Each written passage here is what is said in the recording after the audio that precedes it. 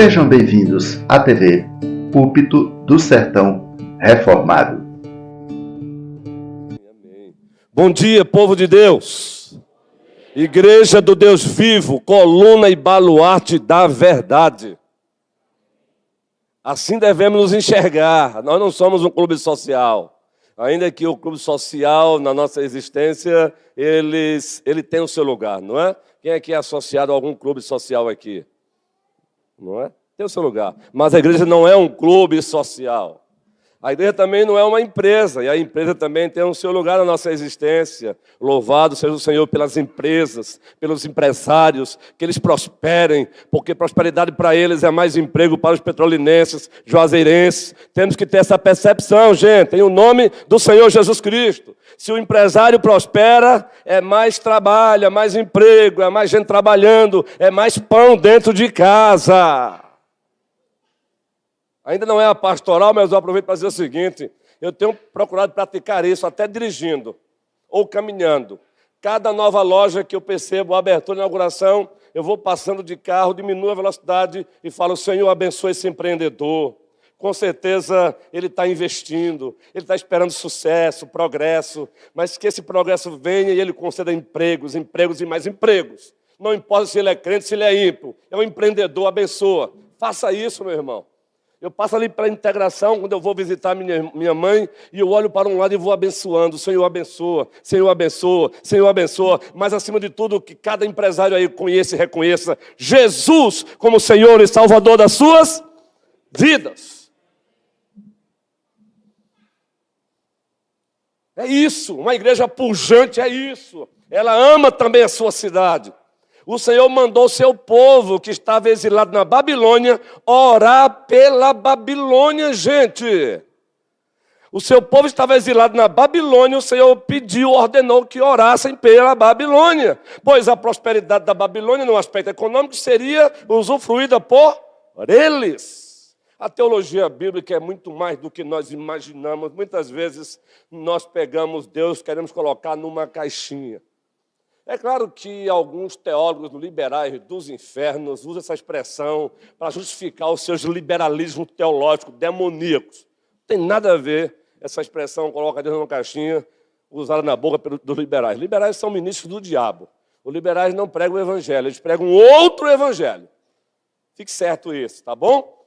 Porque, de repente, você escuta eu dizendo isso, aí encontra um liberal aí no YouTube: não coloquemos Deus na caixinha, e você, de repente, quer associar com o seu pastor. Não, nós detestamos a teologia liberal. Ela é um arroto dos infernos, ainda que seja maquiada ali com o nome de Deus. Dito isso, qual foi o sermão que nós pregamos domingo à noite? Vamos agora compactá-lo para uma pastoral. Baseado em qual livro da Bíblia? E não fiquem constrangidos, porque todas as igrejas são assim. Até as igrejas pastoreadas pelos nobres, preciosos, competentes também, Augustos, Fernandes. Se fizer a mesma pergunta, domingo que eles pegaram domingo, vai ter aquele silêncio. Qual foi o livro? Qual foi o versículo dentro de um livro, dentro de uma carta, que nós usamos para pregar o sermão domingo à noite? Filipenses 1, 6. Carta de Deus aos Filipenses. Primeiro capítulo, e nós fizemos o que nós chamamos em homilética, também em hermenêutica, também no exegese, muito especialmente em homilética, nós fizemos um desmembramento estratégico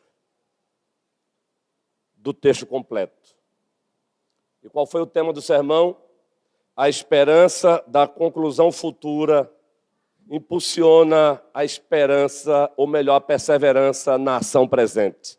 Vamos tentar relembrar? A esperança na conclusão futura impulsiona a perseverança na ação presente. Ou seja, a esperança impulsiona a perseverança. A esperança no porvir impulsiona a perseverança no presente. A esperança no futuro impulsiona a perseverança no presente. Porque Paulo lá diz o quê, gente? Aquele que começou a boa obra em vós, há de completá-la até o dia de Cristo Jesus. E aí os 3 pontos do sermão extraídos do próprio versículo. Do meio para o começo, do começo para o fim.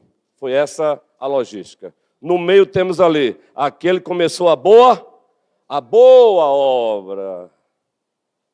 O que nos empolga é que estamos envolvidos numa boa obra. Essa boa obra envolve a redenção cósmica, a redenção da terra, a redenção da humanidade em Cristo, com Cristo e para a glória de Cristo. Dissemos também no segundo ponto, começamos pelo meio e voltamos para o início. Quem começou essa boa obra? O triuno Deus, o Pai, o Filho e o Espírito Santo. Aquele que começou a boa obra. Não fui eu, não foi você, não foram os homens que inventaram. Foi Ele que começou a boa obra. Aquele que tem os atributos incomunicáveis, como infinito, a sua infinidade, a sua infinitude quanto ao tempo eterno, quanto ao espaço imenso.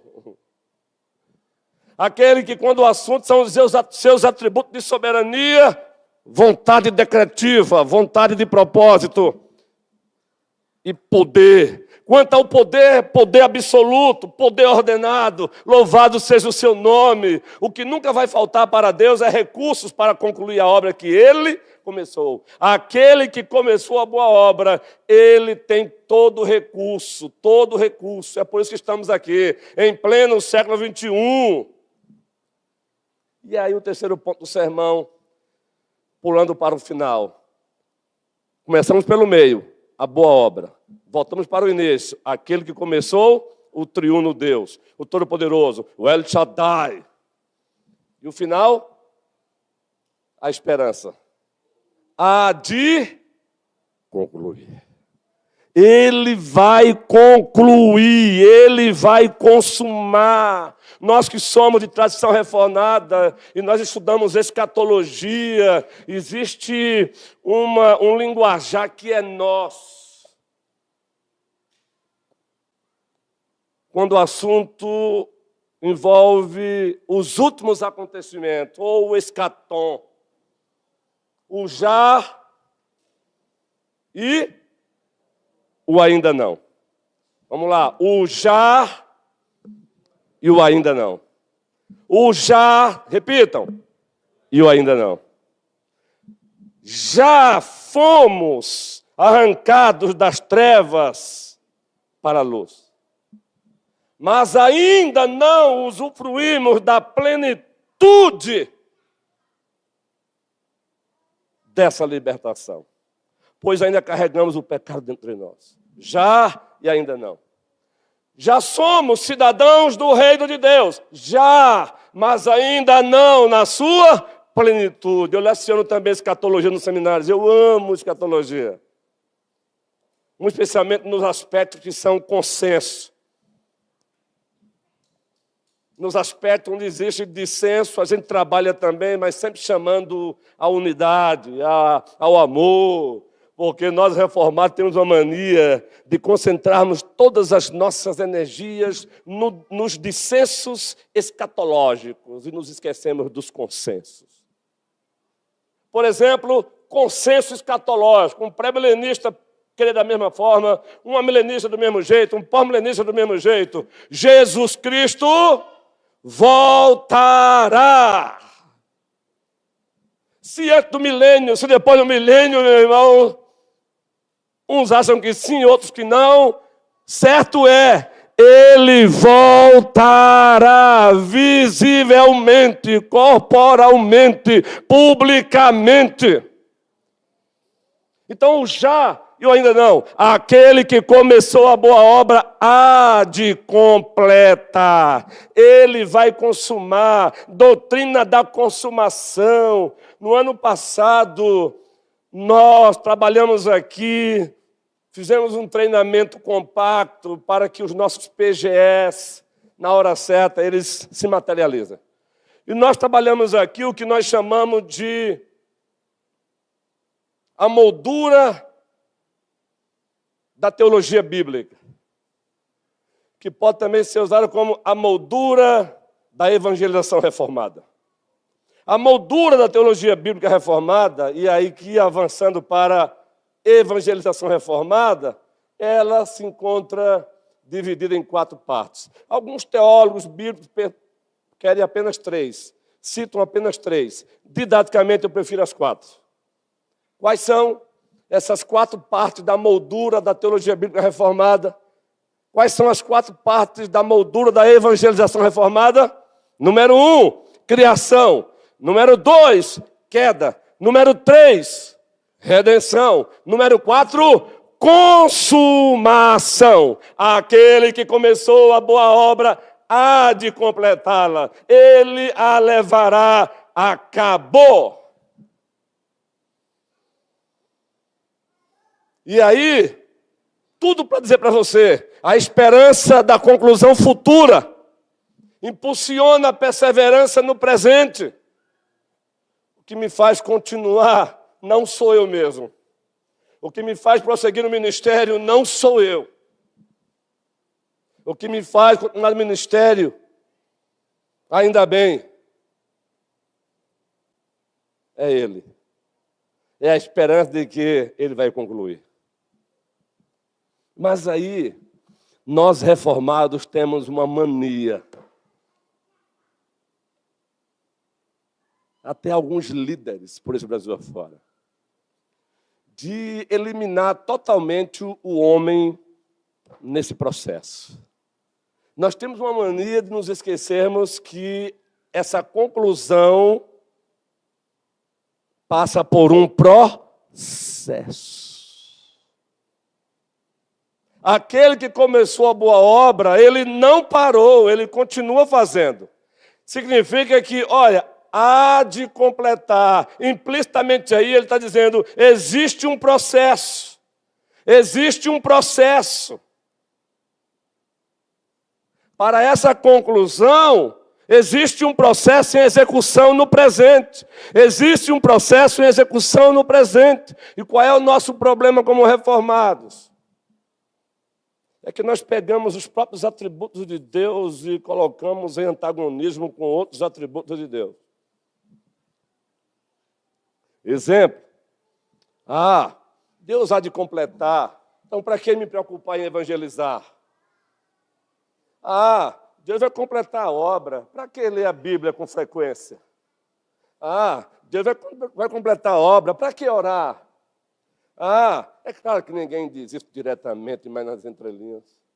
Mas eu quero lhes dizer, e relembrar e recapitular, que aquele que decretou os fins, ele também pré-ordenou os meios para a conclusão. Aquele que decretou os fins, ele pré-ordenou. Essa linguagem de pré-ordenação, convergência, convergir, faz parte da doutrina da providência de Deus. E como nós gostamos de impulsionar a igreja para o crescimento bíblico verdadeiro, leia o livro de Heber Campos, O Pai. O ser de Deus e sua providência, que livraço! Mas aí o John Piper também escreveu um livro também voltado para isso, A Providência. Nós nos esquecemos do processo. Para concluir a obra, Deus estabeleceu um processo. E nesse processo, Ele nos inseriu. Sabe o que acontece muitas vezes? É que nós queremos a conclusão da obra, mas não queremos aceitar o processo de Deus. Pois o processo de Deus traz também momentos de dores. O processo de Deus traz também momentos de desconfortos. Lapidar a árvore dói. Lapidação dói, a lapidação faz parte do processo de Deus. Aqui pregamos sobre soberania. Faz parte do processo da pregação. De segunda a segunda, ele leva você para a prática.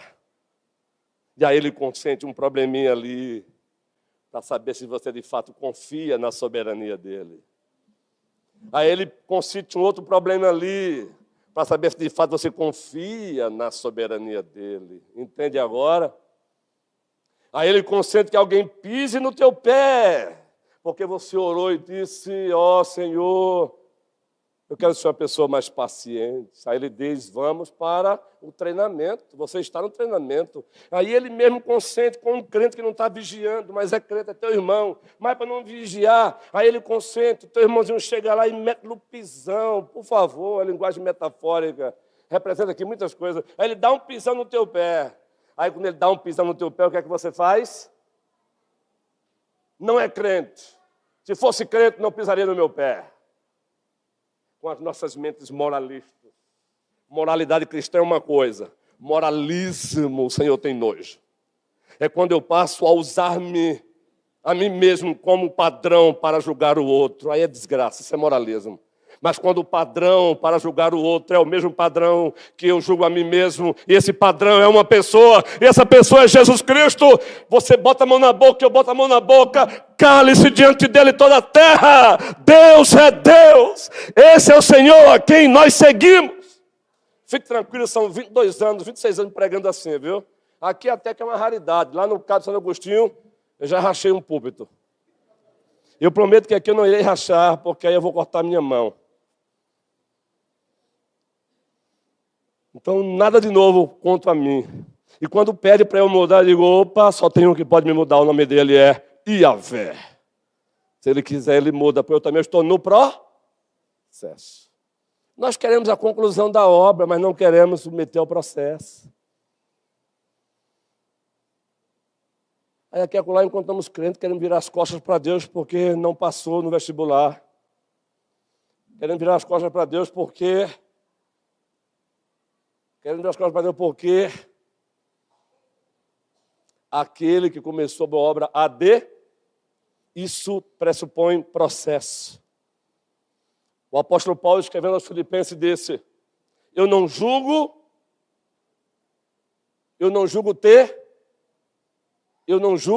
que eu já alcancei. Mas uma coisa eu faço. Vejam, eu não julgo que eu já tenha alcançado. Processo. É o ainda não da escatologia. Mas uma coisa eu faço. Conclua, igreja. Esquecendo-me das coisas, faça o que em seguida, amado presbítero Clécio? Para onde?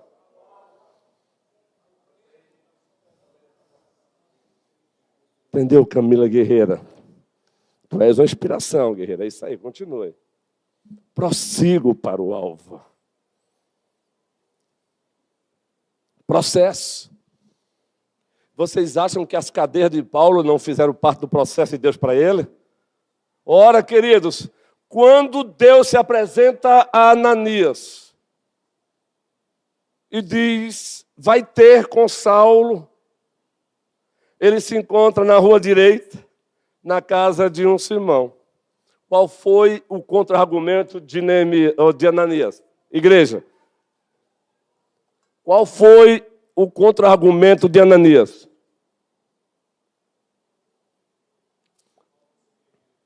Senhor, só tu não sabes? Querido, quase que Ananias disse, o senhor está fora de órbita? Sério, gente. Mas Deus é tão bom que Ele consente esse antropomorfismo, essa linguagem humana para falar com Ele. Ele é tão bom que Ele permite. Parece só o senhor que não sabe. Aí você já sabe, não, pastor, também não era isso. Não. Era não? Então os discípulos a caminho de Emaús. O próprio Jesus vai ao encontro deles, agora ressurreto, e eles não percebem que é Jesus. O que é que eles dizem para Jesus? Onde tu estavas? Ora, estava viajando, é? Ó, a nossa esperança era que fosse ele. Você não ouviu falar no Nazareno? Era a nossa esperança. Mas olha, hoje faz 3 dias que incrédulos, sejam crentes, aí eles começam a perceber que o coração começa a arder. E quando ele parte o pão e dá graça, aí eles entendem que é ele. As cadeias do apóstolo Paulo fizeram parte do processo de Deus para a vida dele. Ali não foi um acidente do plano divino. Não acontece acidente nos planos de Deus. Não acontece incidentes nos projetos de Deus. Acontece para nós. É no nosso olhar, mas no dele não, queridos. Por isso que Paulo disse, todas as coisas, todas, cooperam para o bem daqueles que amam a Deus. Até os irmãos de José, movidos por inveja, quando ousam vendê-lo, Deus está reprovando a atitude deles, mas está usando-os como meios para levá-lo aonde Deus queria levá-lo, primeiro-ministro do Egito, mas com o objetivo não apenas de exaltar José, mas usar José para salvar esses miseráveis. Isso é teologia bíblica da redenção. O problema é que nós não queremos... Até Judas, disse ali o presbítero Rogério. O problema é que nós não queremos aceitar o processo. E aí chega esses vendedores das bênçãos de Deus, essas igrejas triunfalistas, que as pregações é apenas você vai conseguir, mas o conseguir na perspectiva deles é o sucesso, o like, a fama. E aí muitas vezes vamos desacostumando de que antes da glória tem a cruz. O verdadeiro cristianismo, antes da glória tem a cruz. O caminho para a glorificação deve passar pela cruz, Cleoma. Aí Cristo disse, se alguém quer vir após mim, negue-se a si mesmo, tome a sua cruz e... Então a pastoral desta manhã é, você foi inserido no processo. Engaje-se no processo. Submeta-se ao processo de Deus. É melhor. Você, querendo ou não, Ele vai manter você no processo, mas é melhor que você continue no processo de Deus para a tua vida, se submetendo com alegria. É melhor que você se submeta e com alegria, porque Deus não erra. Ele não é masoquista. Ele não tem prazer no teu sofrimento. É apenas um meio. A aprovação ela é didática, ela é pedagógica. Está lá 1 Pedro, está lá Tiago. A aprovação é pedagógica, Ela tem uma finalidade, fazer com que você seja mais e mais parecido com Cristo Jesus. Que o Senhor, pois, nos ajude. Que o Senhor nos abençoe. Em o nome do Senhor Jesus Cristo, cuidado com o que vocês estão ouvindo no YouTube. Usufruam do YouTube. Procure bons pregadores para vocês ouvirem durante a semana. Procurem. Sejam eles batistas, sejam eles presbiterianos. Eu tenho náusea quando alguns presbiterianos acham que apenas pastores presbiterianos sabem pregar a palavra. Ah, que boçalidade. Alguns, né? Tem pastores também que pregam a palavra, que não são nem presbiterianos, nem batistas, nem congregacionais, e pregam essa fé verdadeira, apelidada de reformada. Mas ouçam bons pastores, ouçam Emílio Garofo, ouçam Cláudio da Primeira de Recife, ouçam o Jonas Madureira, ouçam os pastores lá de muitas igrejas sérias, Frank Ferreira, os pastores do anonimato, homens de Deus, que às vezes pregam tanto quanto, só não são conhecidos. Mas cuidado com outros tantos. Cuidado com os alcances. Cuidado com os caminhos da graça. Cuidado com os verbos da vida. E aqui com todo respeito aos seus adeptos.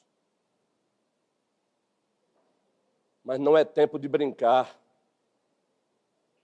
Não é tempo de ver as ovelhas de Cristo tomando veneno e por medo, com medo de que elas fiquem com raiva de você ou do pastor, ficar calado. E aqui eu falo com choro, não é com raiva não, é com tristeza na alma. Cuidado com os descaminhos da graça que tem por aí. Cuidado. Nós não estamos aqui dizendo que o presbiterianismo é a única igreja verdadeira do Senhor. Ainda bem que o presbiterianismo não é a única igreja do Senhor. Mas é uma das igrejas verdadeiras. Eu falo ainda bem porque misericórdia se fosse. Existe uma turma aí tão boçal no meio, sem ser, imagine se fosse. E eu não tenho medo de falar disso não, meu irmão. Já falei que depois de desmamado, eu não tenho medo de olhar na cara de ninguém, no Senhor e para a glória do Senhor. Para com a tua boçalidade, porque a igreja é de Cristo. Quem morreu por ela foi Cristo. Quem vai levá-la pura, santificada é Cristo. E é para a glória de Cristo. É de Cristo, é para a glória de Cristo. Eu não estou trabalhando a igreja para mim. Eu estou trabalhando a igreja para Ele. É Ele, é Ele, é Ele, é Ele. Nós não estamos aqui competindo com ninguém. Estamos trabalhando, cooperando para que a igreja seja adornada para Ele, para Ele. Ele quem? A igreja em alto bom som, diga quem é Ele. Vamos fazer as paredes se estremecer. Quem é Ele? Então todos estamos trabalhando para Ele, para a glória dEle, a exaltação dEle, que Ele seja aplaudido, amado, invocado, louvado, adorado para sempre. Aliás, é Ele que me faz sair de casa pela manhã e vir para cá. É Ele. Porque, sinceramente, muitas vezes temos N motivos para dizer, eu não vou.